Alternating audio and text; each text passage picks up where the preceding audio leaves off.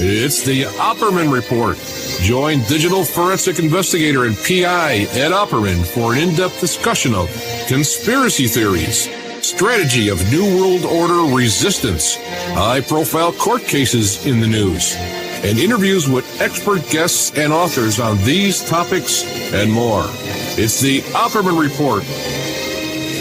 And now, here is investigator Ed Opperman.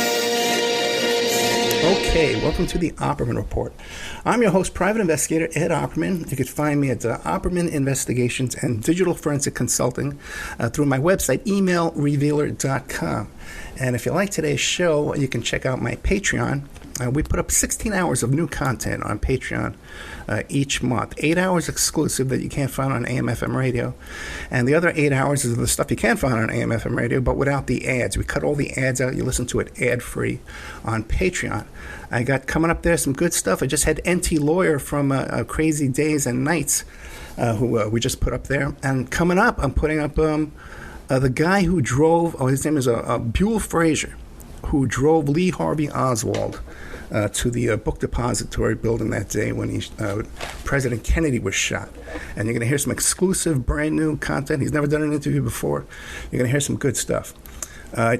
As always, our archives are free at Spreaker.com. Go to Spreaker.com. Sign up for free.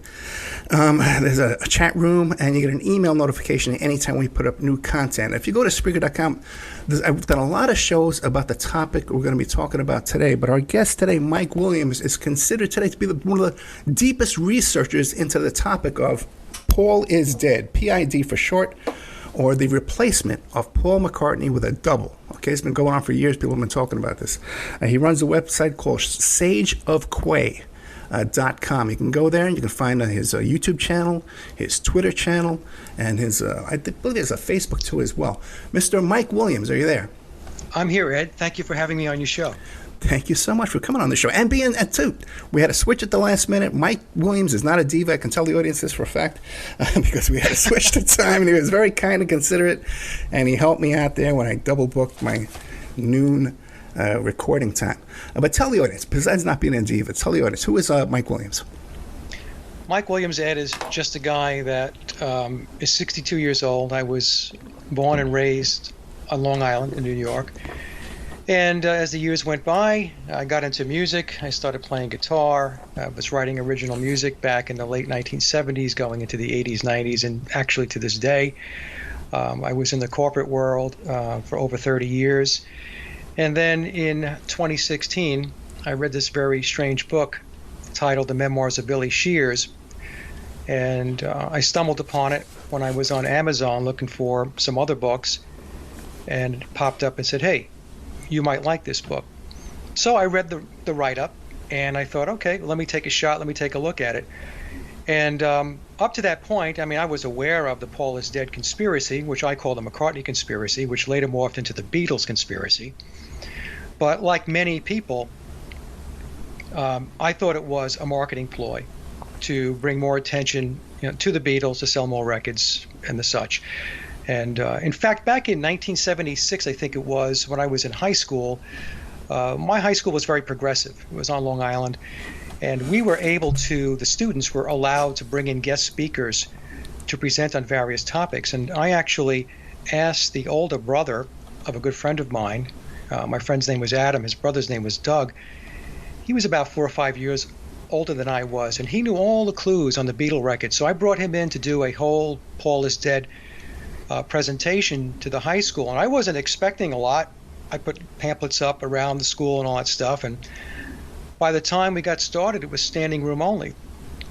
And Doug took everybody through the backmasking and the clues on the records and all that stuff. So, but even then, I just thought it was, a gimmicky, witty, clever marketing ploy. And it wasn't until I read Memoirs that I started to dig into the book.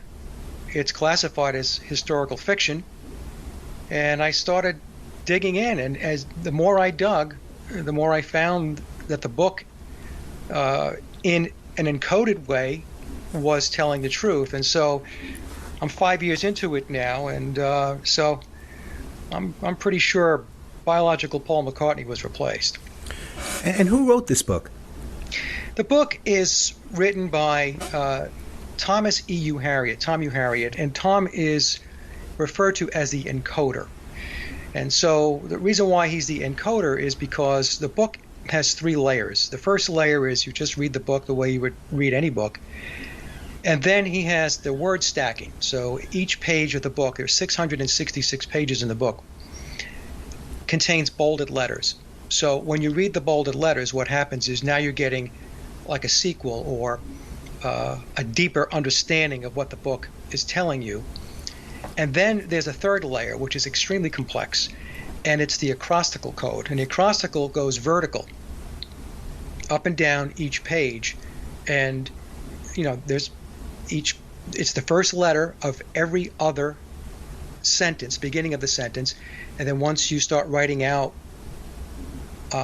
that code, you then get even a deeper view of what the book is telling the reader.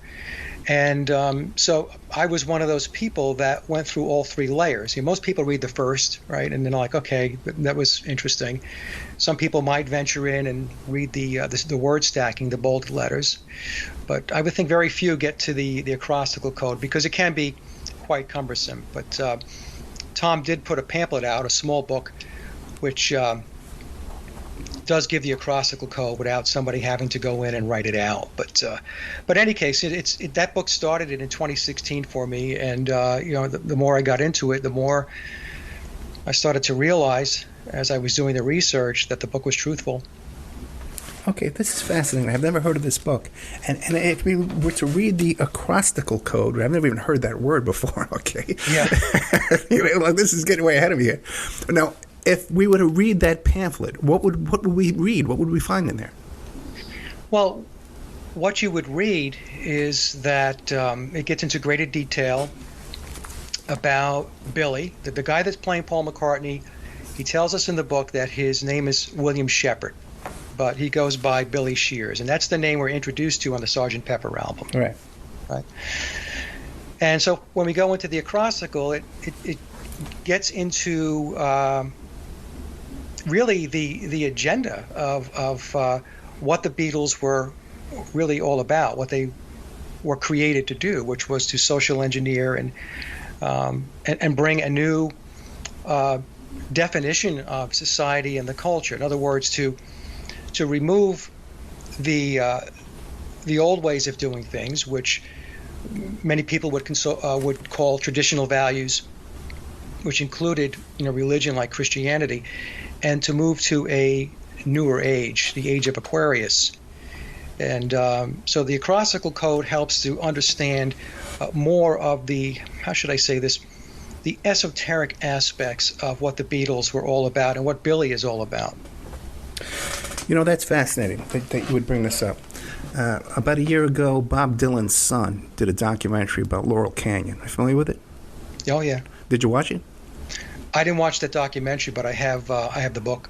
Oh, okay. If you can get the documentary, it's great. And the book probably has this picture as well, because at the Abbey Road Studios, they show the technicians and the engineers of the Abbey Road Studios, and these guys are wearing lab coats. Yeah.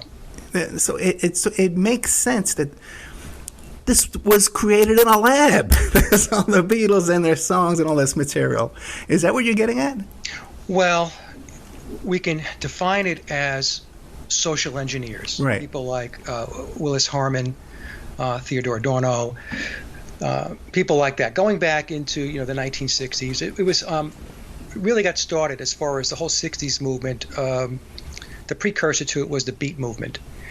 And from the beat movement, it went into the 1960s and segued into the Beatles, which then went into the 70s, the 80s, and 90s, up through today. So all of the music today, the point I'm trying to make is it's all engineered ahead. So the lab coats in, showing the guys at EMI, that could very well be symbolic of what they were doing. They were engineering, they were orchestrating, they were manufacturing. And some people would look at that and they won't think twice about it. But once you get the backdrop, once you do more research on it, you start to look at pictures like that and you think to yourself, okay, hold on a second. I think there's more to that than a bunch of guys that decided to wear a lab coat for some pictures.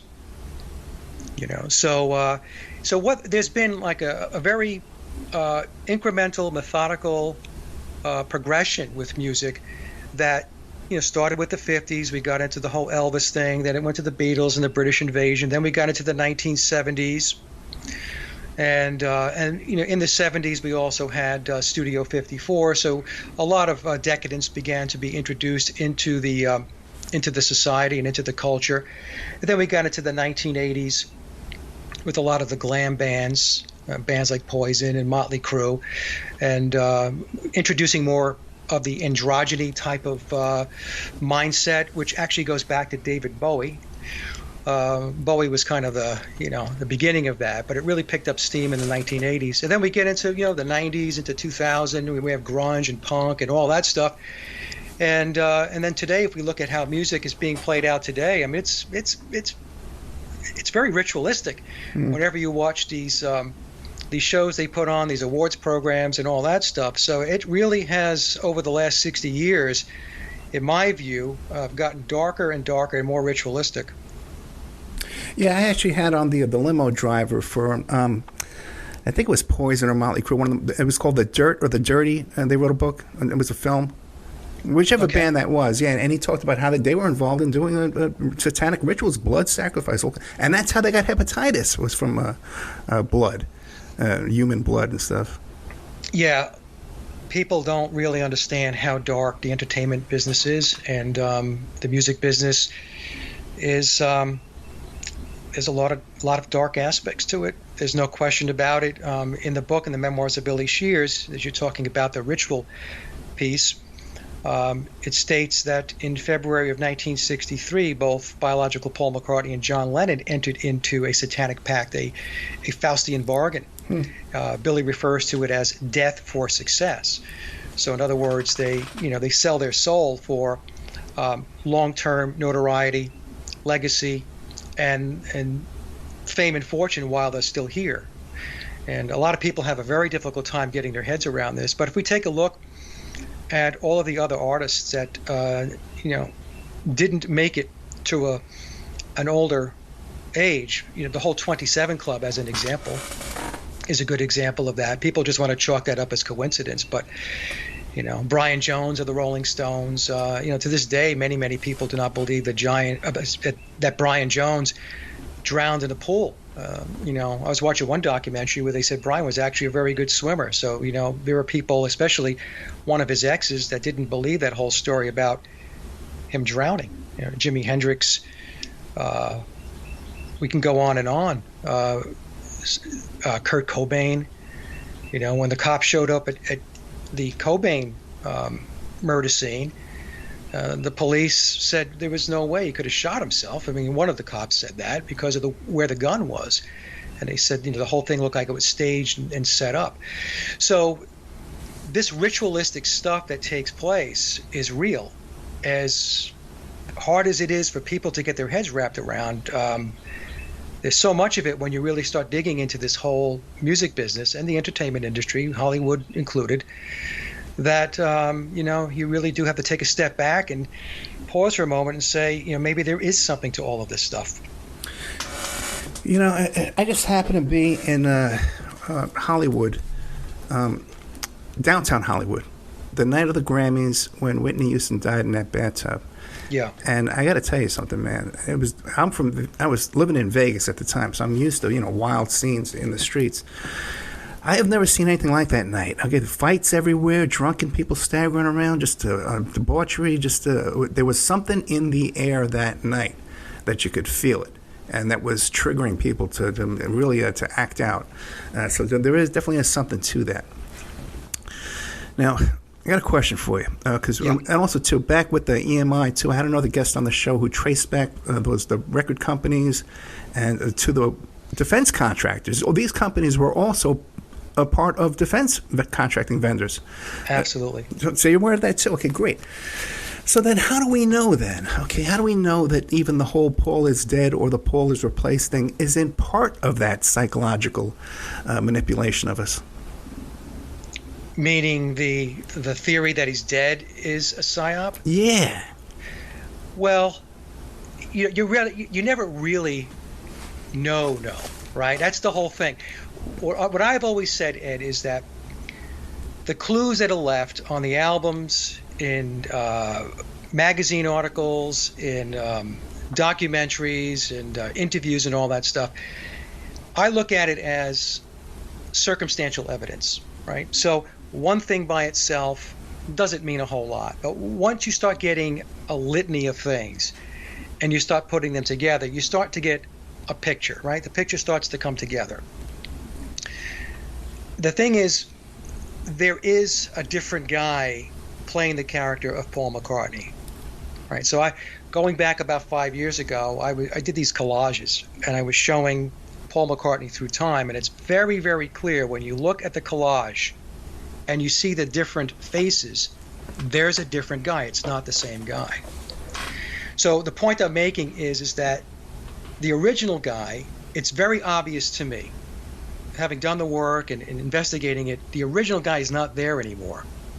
Now, some people might say, and you and I traded an email on this, but there are people that say, well, Mike, isn't it possible that the original Paul didn't die? That, he lived past 1966. Now, whether he's still alive today because he would be in his 70s, that's a different story. But did he live past 1966? And I've never discounted the possibility that that could be. The problem is that we don't see him. That's the problem that we have. Now, some people will say to me, well, he could be in like a witness protection program. And I'm like, well, that's a possibility.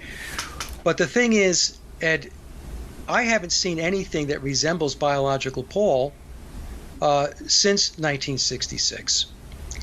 And so I had to conclude that if it's a psychological operation, which I believe it is, that was created by Tavistock up through the Committee of 300, that it's a lot easier and a lot cleaner to run something, a psychological operation of this magnitude, if the main protagonist that kicked it off is no longer around. It's just a whole lot easier to manage. It's cleaner. Dead men don't tell tales, right? So that's where I've landed with it. I really, and I have looked. I have one picture. Yeah, on the boat. Image. Right, the one on the boat. There's a picture on a boat. Yeah. There's a one on a boat. Yeah, and I discount the one on the far right because that really doesn't look like him when I looked at it. But there's a guy on the left that looks like a younger version of Paul McCartney, circa 1964, and then we had what appears to be Billy in the center.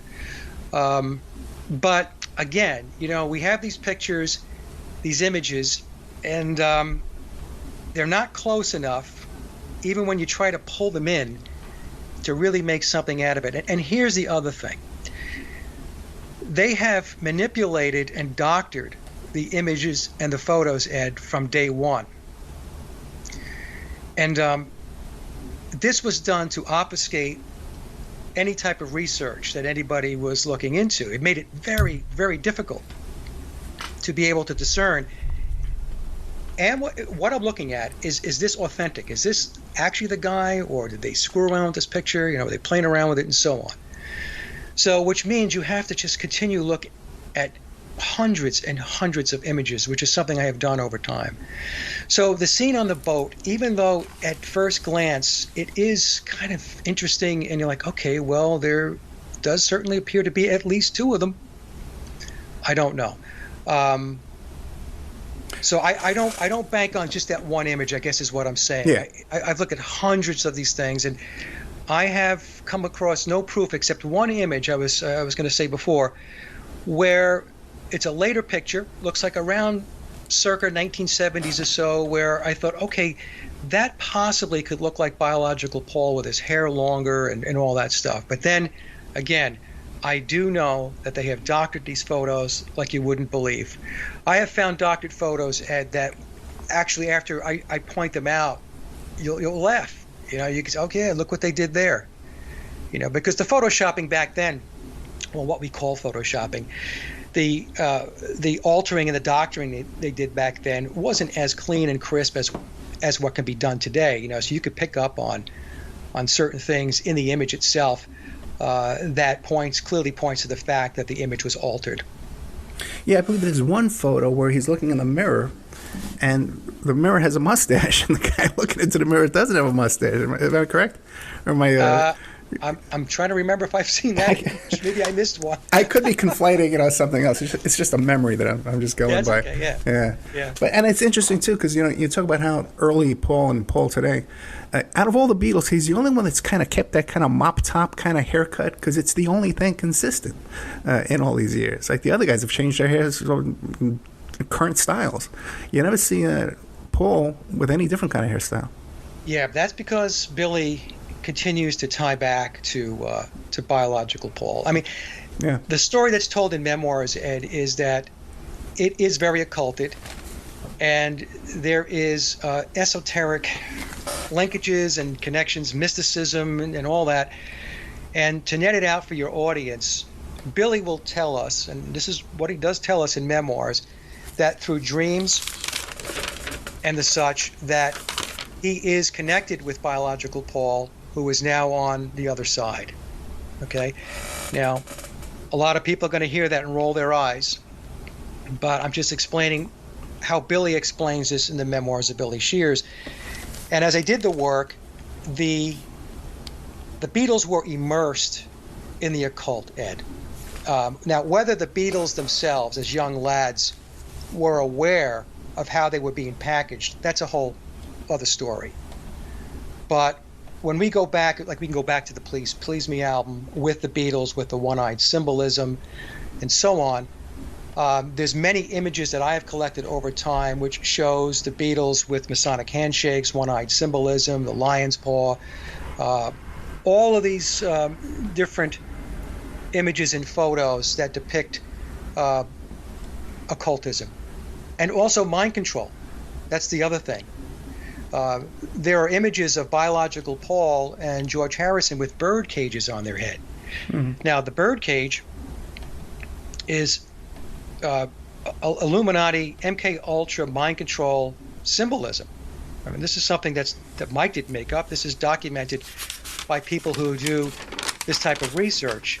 So you have to ask yourself, why is it that Paul McCartney and George Harrison are being photographed with bird cages on their heads? I mean, I've done a lot of wacky things as a kid growing up, but putting a bird cage on my head was not one of those things, So that has led me to surmise that it's very possible that the Beatles from a very young age were in mind control programs.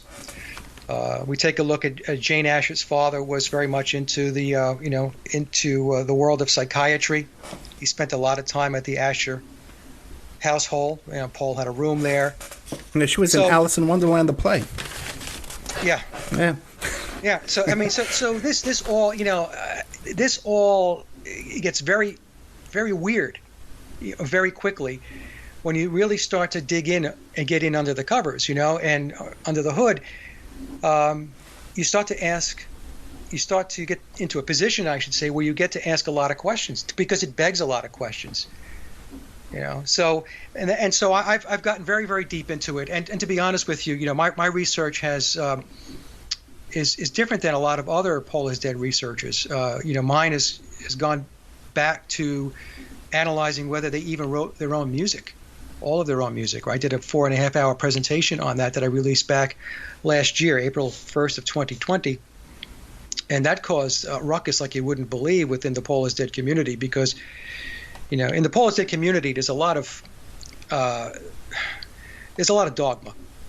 and there's a lot of people that practice. They're ideologues, right? They want to preserve the 1962 through 1966 period, which was biological Paul, and they want to believe that the Beatles were organic. Right. They want to believe that 4 Scousers, young lads from Liverpool, happened to run into a small record store owner who then got them signed to EMI under the tutelage of George Martin, and then that led to immense fame and fortune that continues on today, right? That story is myth. That story is fiction. That's not a true story. And as that's what my research has told me. So these other groups, they want to still believe the Cinderella story, because let's face it, it's a great story. I mean, it's a wonderful story to embrace. It's a happy story. It's a good, feel-good story. But I believe the story to be mostly fiction. And so, they don't want to go there. They'll want to talk about post 1966, and they'll want to focus on Billy. But talking about Paul McCartney and talking about the Beatles in a light other than the official narrative is heretical. So, and I've been called a Beatles heretic for that reason. And all I'm doing is I'm not trying to damage anybody's, reputation or any of that stuff. All I'm trying to do is look into what I think went on, doing the research, and then drawing some conclusions. And I always tell people that I'm not trying to convince anybody of anything. I'm really not.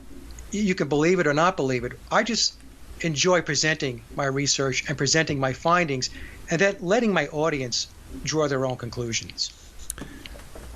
So you talked about this going on way before the Beatles were created. Have you, and the occult connection, have you ever noticed the resemblance of a young Paul McCartney and a young Aleister Crowley? I have noticed it more as he got older, as Billy got older. I don't know. Here's the thing. A lot of those early photos, those images, as I said before, Ed, they've been altered and doctored.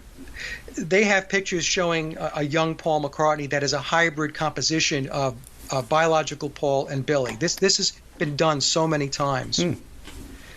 But as far as Billy looking like, or Paul McCartney, quote unquote Paul McCartney looking like Aleister Crowley, I see more of a resemblance as Billy got older. But I can't say that I've seen anything where he was younger that he looked like Crowley. Now, in the memoirs of Billy Shears, Billy tells us through Tom that he is bloodlined back to Crowley, that there is a bloodline relationship. Now, the question becomes whether Aleister Crowley was Billy Shears, Billy's biological father. That's something that we're looking into. And we have one person, I have one person that I know is a very good researcher. I'm trying to get them to come onto my show. They've done a lot of work on the connections from an ancestry perspective, taking Billy back, but I have yet to be able to get him to come on the show. I really wish he would do it so that we can see if we can get some questions answered. Have you interviewed the author of the Memoirs of Billy Shears? No. Back in 2016, I did email Tom, and I said, hey, Tom, would you like to come on the show and talk about the book? Initially, he said yes. And then about a week passed, and I followed up with him, and I said, whenever you're ready, let's come on, let's do a show, let's talk about it. And he said, Mike, I can't come on the show. I can't come on to any shows. So in this whole process with the Memoirs of Billy Shears, there are all of these non-disclosures that have been signed, Ed, these secrecy agreements. And anybody who's worked in the corporate world in a capacity where there's new product and stuff like that will understand NDAs. So this is not something that was dreamt up. NDAs certainly exist. And so I couldn't get Tom to come on the show. And he had asked me if I wouldn't mind doing some of these to when I researched the book to do some of the shows on it.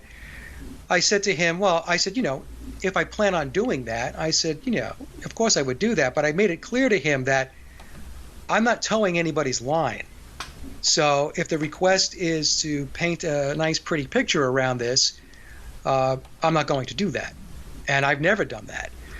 People like to say that I favor Billy because I have gone back and taken apart the official Beatles narrative and took apart the Cinderella story. So their response to that is to attack. And, of course, their attacks are that that's because I work for Billy, I'm working with Tom, and all this stuff.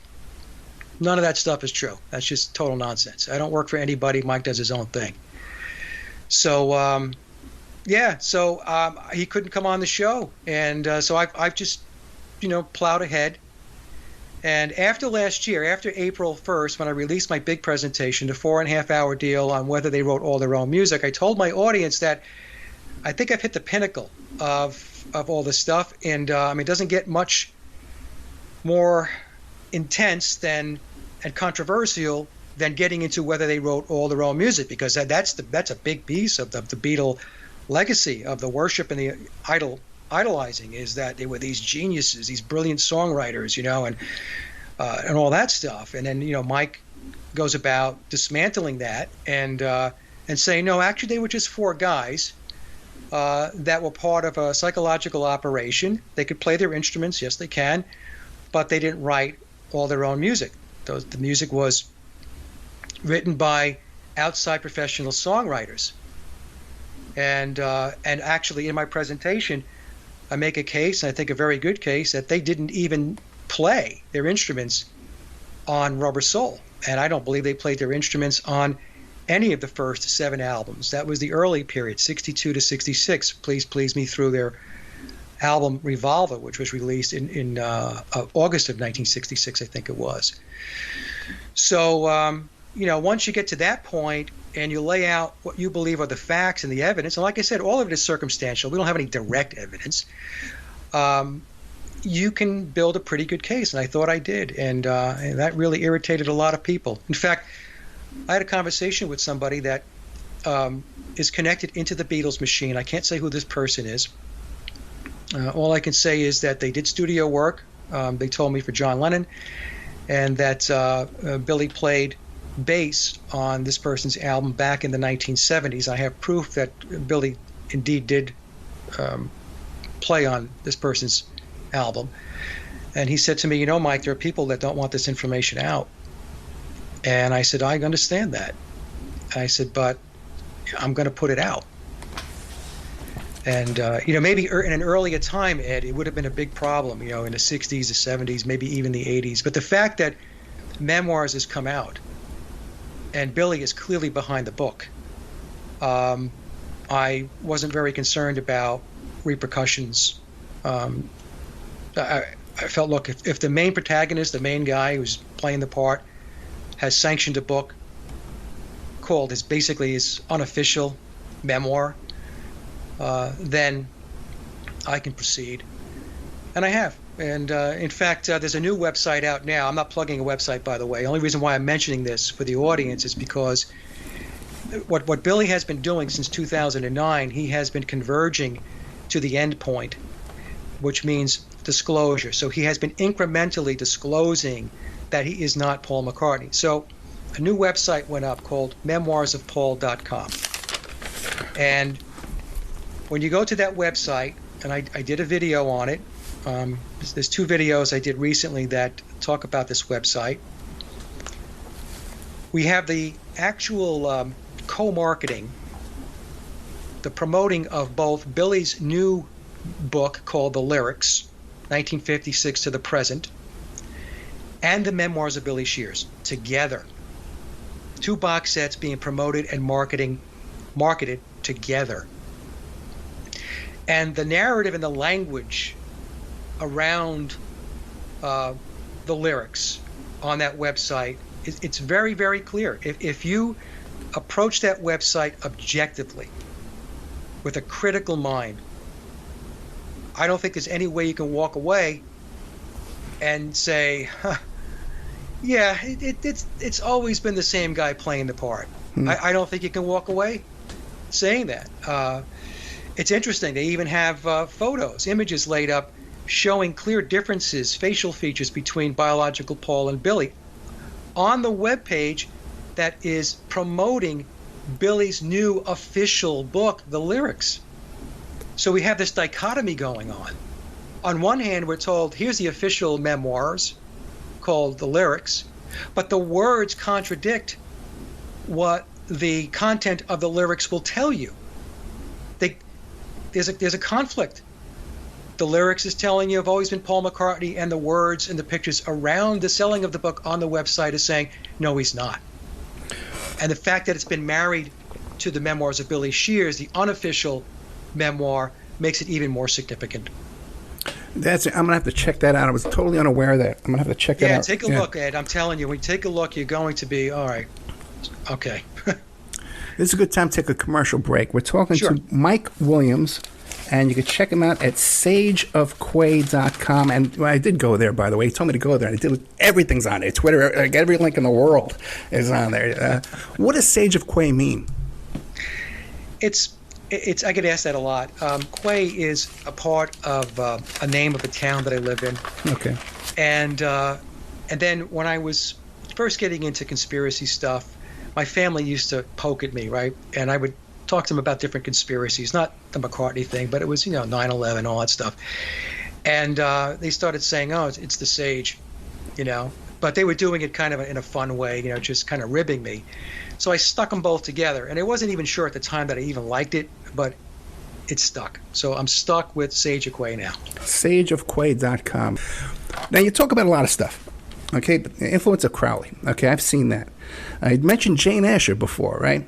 And Yep. You're familiar with her brother, Paul Asher, and his connection to the Indica Art Gallery? Yes. Right, and that's where Yoko and John met in the Indica Art Gallery. What do you know about the Process Church of the Final Judgment and their influence in all this mishigash? Well, I haven't dug a lot into the Process Church, Ed, but I'm trying to recall, what I do know of it. It was all part of that. How do I say this? It was all part of that that occult aspect that was very prominent, which actually I would say began to pick up prominence back in the 1960s, and there were, now you tell me, there were people like celebrities that were attached to the Process Church, right? Yeah, Studio 54 too. Studio 54, right. So it was this whole, how do I say this without getting people really thrown for a loop here? My take on it was a lot of that satanic kind of like undertow with the Process Church. That's my take on it. I don't know if you have a different opinion. I think there's, you hear about John Lennon talking about his lost weekend, right? And Yeah. he talks about how winding up at Doris Day's house in the middle of the night.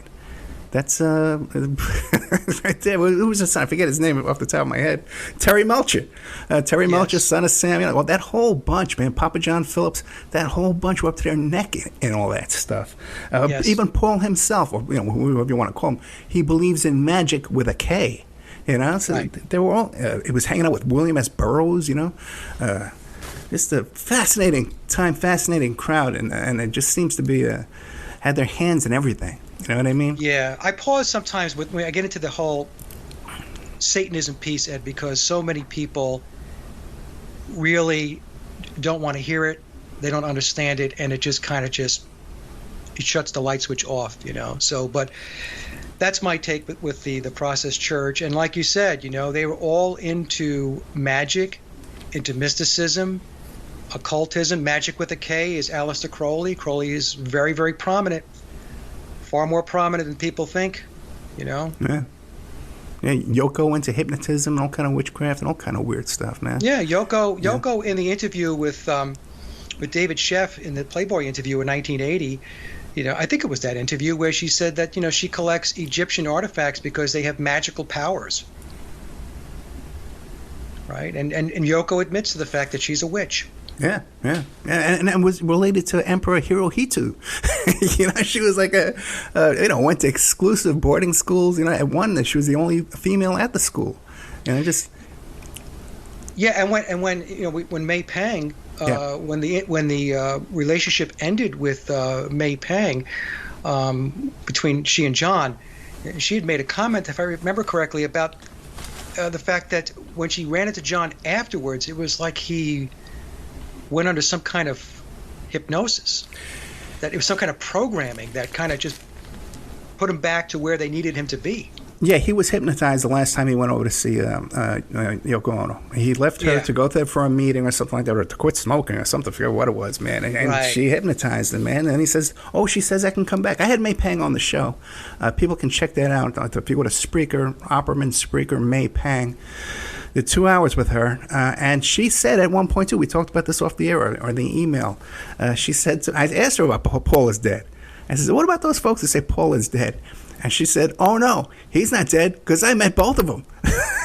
Yeah. You know? Did you catch that? Did you get around to listening to that? No, I hadn't caught that, but you did write it in your email. You mentioned it in the email. But the thing with May Pang, and I'm not knocking May, but her history as far as her progression through the pipeline, working for Abco Records, right. That was Alan Klein's management office, then winding up working for John and Yoko I think she was a personal assistant, and then Yoko suggesting to her that she should be John's partner or hang out with John as he went out to L.A., right? That whole stint that he did out there, and then coming back for the hypnosis session. That whole line of events is very odd. And to be honest with you, like I said, with all due respect to May and anybody else, those people who are in the machine like that, I take a step back and I pause. I don't take it at face value because I do believe that they are sworn to secrecy on this thing. I believe that, and I don't really believe they're going to come clean until it's time to come clean. And I think the person who's calling the shots on that is Billy himself. It's interesting you talk about the secrecy and all this. I had booked Fred Seaman, okay, who, in fact, I have his phone number right in front of me right now. I'm just staring at it. Back in the 10/1/20, I had booked him. And a week later, he was contacted by Yoko's lawyers, telling him he wasn't allowed to come on the show and keep his mouth shut. She sued him again. Yeah, right? Right after my email to him. I know a person who knows Fred, and they said, hey, we're going to try to get him to come on your show, Mike. Yeah. And I was told that Fred said no, he wouldn't do it. That he thought the whole McCartney conspiracy was a bunch of hogwash. It wasn't true. So that's what I was told by a friend of mine that knew him. So I don't know. I don't know whether it's because of that or look. He had a lot of pressure put on him. I mean, Yoko. This is the second, I think, lawsuit that he's been through with her. I think he actually went to jail. Did he go to jail the first time? I think the first time, yeah, he was accused of stealing material, and he went to jail.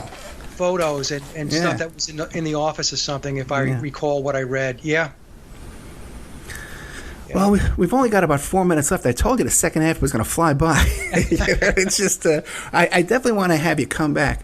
But in the next 4 minutes, because you're a great storyteller, you're a great narrator, what would you like to leave us with? Convince us. Well, what I want to leave everybody with, Ed, is all the world is a stage. And deception is all around us. And I have a saying, I said this on a show with Ole Damagard years ago, that anything worth knowing is a lie. If it's worth knowing, trust me, they're lying to us. And so, all of these stories that have been told to us, they're stories. And it's not until we dig in that we're going to get the truth. And as I mentioned in my last video, I would rather know the truth than live with the lie. And I was a big Beatle freak, Ed. They were the whole basis of me becoming a musician, guitar player, recording, writing music, and all this stuff. So I didn't have any axe to grind with the Beatles, and it was a very, very hard pill for me to swallow to do this research and come to the realization that I was deceived almost all of my life. So that's what I want to leave people with is before you jump on something and say that can't be true, take the time, research it, do your own research, and decide for yourself. Yeah, there's so much here, that we know is true. Like the whole Heather Mills thing, with the being one of Adnan Khashoggi's escorts, and somehow she winds up with Paul. It's just way too much stuff going on here. Assassinations, several attempts, and real live assassinations. And the other guy too that got shot by the RFK investigator, waving a BB gun on his. There's just way too much craziness going on here in every degree, every direction. With this bunch. Let me ask you a question real quick because you only have a couple of minutes. But Dave McGowan, okay? You seem to be a guy that would appreciate Dave McGowan's work. Do you? Yes, I have his book. Yep. Strange Scenes, yeah. Yeah, and so what do you make, though? Because he was rabidly anti-Paul Paul is dead, he would just go on on the warpath if you mention that to him. What do you say to that? What I found, Ed, what I say to that is that even some of the best researchers, they have areas that they won't go. They won't go. That's like, so true. It's a sacred cow. So, you have people that will investigate something and they will do just unbelievable work. But then if you say, well, what about this? Like, that can't be, that's ridiculous, So what I found funny, with McGowan, with Dave, who's not with us anymore, I mean, fabulous work, but I don't know how you can look at Laurel Canyon and come to the conclusions that Dave came to and then turn around and say, oh, the whole Paul is dead thing is a bunch of malarkey. No, actually, it's right in line with what was taking place at Laurel Canyon. Exactly, right, which always baffled me too. But his whole thing was, no way, I'm a guitarist, and there's no way that you could copy this guitar skills. And but you're saying that, hey, they didn't even play the guitars. No, I hear that all the time, Ed. People say to me, I'm a guitar player, Mike, I know. I said, no, you don't know. The guitar playing that you think you know was played by Vic Flick, who was a great studio musician that's who I believe played on many Beatle records during the 62 through 66 period. He was in the George Martin Orchestra.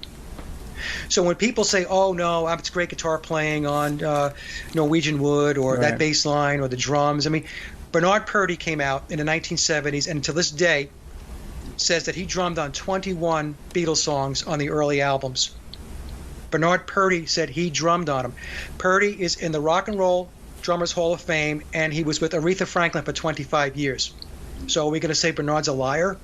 The official story tells us that Andy White drummed on P.S. I Love You and Love Me Do. What's to keep us from saying that maybe Andy drummed on more than two of those songs? And I was contacted by a family member of the great studio musician, drummer, Ronnie Verrill. And this person wrote me and said, Ronnie drummed on Beatles songs as well. Mike Williams, we got to have you come back. The website is called Sage of Quay. You go there and you can find links to his YouTube, to his podcast, to his Patreon. I didn't mention his Patreon before, but it's a Sage of Quay Patreon too as well. You can go there and support his work. I'm sure there's some exclusive content on there. Sage of Quay, Mike Williams, thank you so much. Thank you, Ed. Good night.